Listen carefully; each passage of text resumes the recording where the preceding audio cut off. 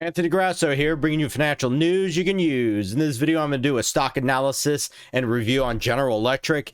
Is the long-awaited turnaround finally taking hold under the chief executive, Larry Cupp? Well, let's find out. I'm going to go over a summary of the company, its product offerings, recent headline news, financials, analyst projections, and give them my buy, hold, or sell recommendation for both the short term and the long term. And as always, folks, don't forget to smash that like button down below and consider subscribing and hit that notification bell if you'd like to hear daily stock reviews and recommendations. So let's get right into it. So General Electric Company is a global digital industrial company.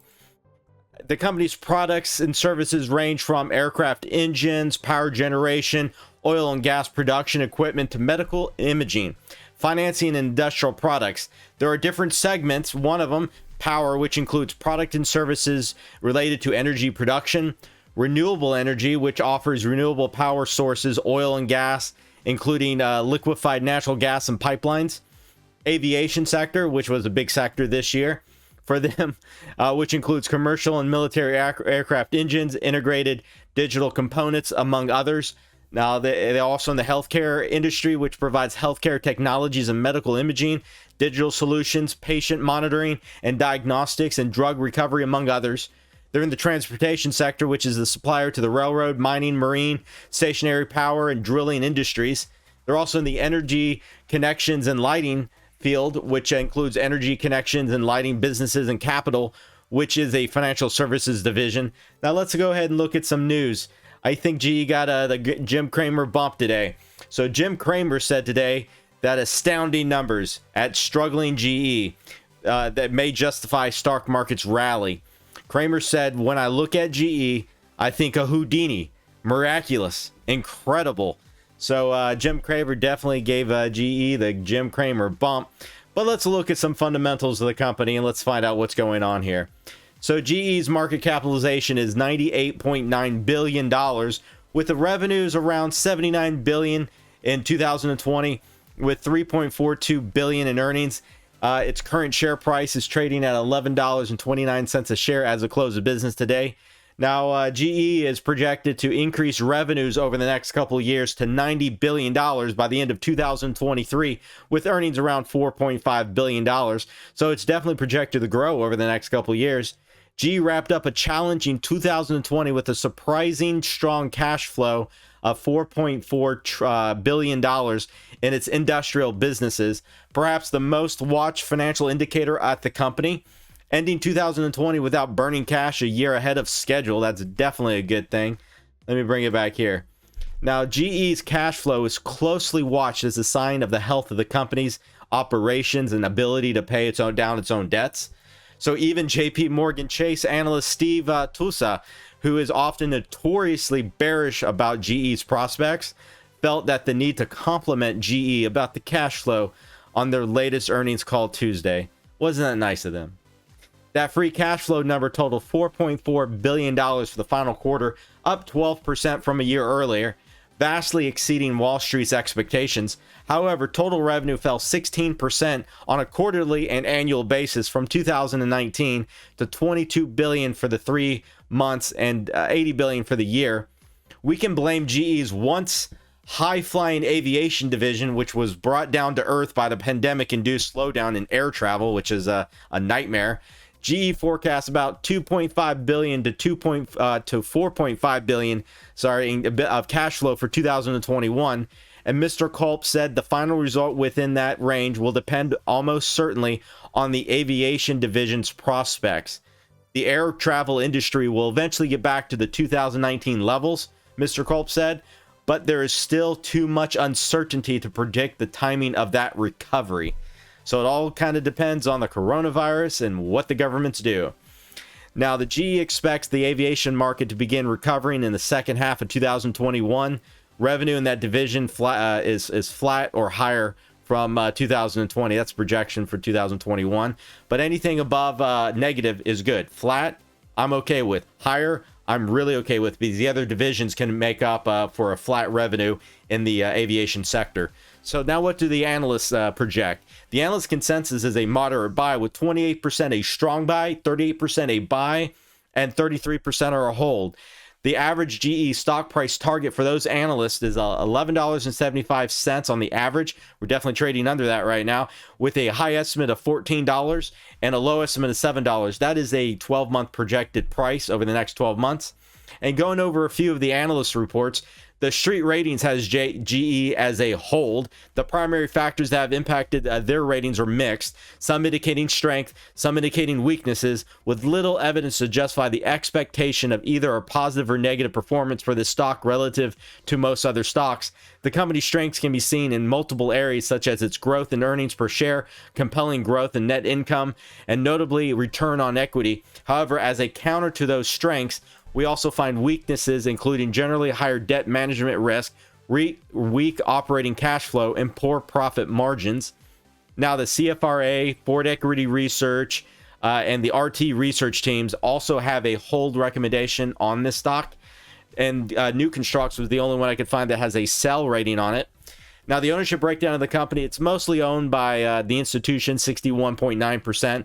The general public of us, we own 37.8%. Individual insiders own 0.04%. And shareholders, it's have not been meaningfully diluted in the past year. That's good to know. Now, let's go do some of profitability, valuation, growth analysis, and financial strength. Okay, so on the valuation analysis, because GE is the industrial conglomerates industry and has positive earnings, the PE and price to book ratios are the most appropriate valuation measures. The price to sales ratio is less instructive than the PE ratio since the company has positive earnings. Therefore, GE seems fairly valued right now with a PE value of 27.45 times. That is in line with the industrial conglomerates industry median of 27.85 times.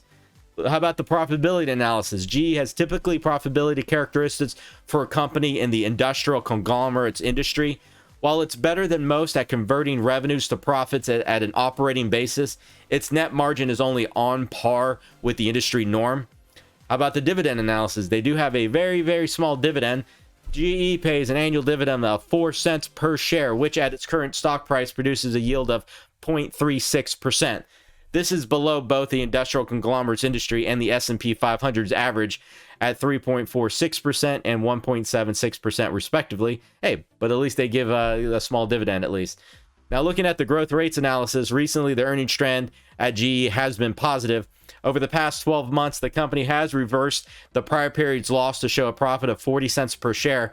This performance was to be expected, though, as the typical company in the industrial conglomerates also posted better results. Now let's look at the financial strength analysis. Although it reduced the percentage of debt used in its capital structure this year, GE has a debt to total capital ratio of 69.55% and is among the most highly leveraged companies in the industrial conglomerates industry. The company may have difficulty making its interest payments. Its interest coverage ratio of 0.55 times is among the highest in the industry, but shows that earnings from day-to-day activities are too small to service the debt.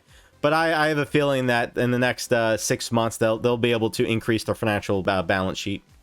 So my buy, hold, or sell recommendation on GE, here are my thoughts. The fact that GE is back to the $11 range, essentially close to where it was a year ago, should count as a minor victory, considering it traded for nearly half that in May. But to longtime investors who remember much higher prices of GE, I'm one of those guys. However, the stock still has a ways to go. Before I give a reco, let's see where GE stands with its major industrial businesses as of right now. So in regards to the aviation division, which was once a reliable profit center, then that ran into severe turbulence amid the grounding of so many commercial flights during the pandemic, revenue fell 33% for the year to $22 billion. But aviation was still profitable, though, in no small part because of the decision in May to cut roughly 25% of its workforce. Those layoffs accounted for most of the 20,000 headcount reduction across the company in 2020. GE officials now expect the division's revenue to be flat to up in 2021, assuming the recovery in the broader aviation industry accelerates in the second half of the year. And I'm projecting that probably be the case if we get a bunch of vaccines out there and the other variants don't have too much of effect on us. Let's cross our fingers on that one. Now, in regards to the healthcare division, revenue fell 10% in the division for the year to $18 billion. but that's largely because of the sale of in the spring of GE's biopharma business to Danaher. The company Culp used to run for $21 billion. Look at GE's remaining business lines, and healthcare and revenue was up about 4% year over year. GE saw particularly strong demand for the CareScape R860 ventilator, a high-tech device marketed to hospitals to help them with an influx of the COVID-19 patients. Now look at the energy division. GE breaks its energy businesses in two divisions, power and renewable energy. That together generated about $33 billion in revenues last year. A slowdown in natural gas market has weighed on power for years, but GE is making headway there, with revenues flat in the final quarter compared to a year ago. In both divisions, orders soared as the year came to an end. That is a very good indication of more revenues to come for 2021. Among the most promising developments, though, GE has taken the lead in offshore wind energy race by developing the most powerful offshore turbine in the world. It's the Haliade X. So GE completed its first Haliade X order in the last quarter. Judging from the interest in the industry, including with the developers of the Vineyard Wind Project for Massachusetts, there will be many more to come. So taking into consideration the analyst projections, research reports, even Jim Cramer's little fist bump of like miraculous fourth quarter results, I am a long-term bull on GE. I target a price of about $14 over the next 12 months. But what are your thoughts? Please leave your comment down below. Definitely know what you think about GE coming up in 2021 and beyond. So there you have it, folks. As always, don't forget to smash that like button down below, and definitely consider subscribing and hit that notification bell if you like to hear daily stock recommendations and analysis. Until the next stock update later today, folks. Ciao.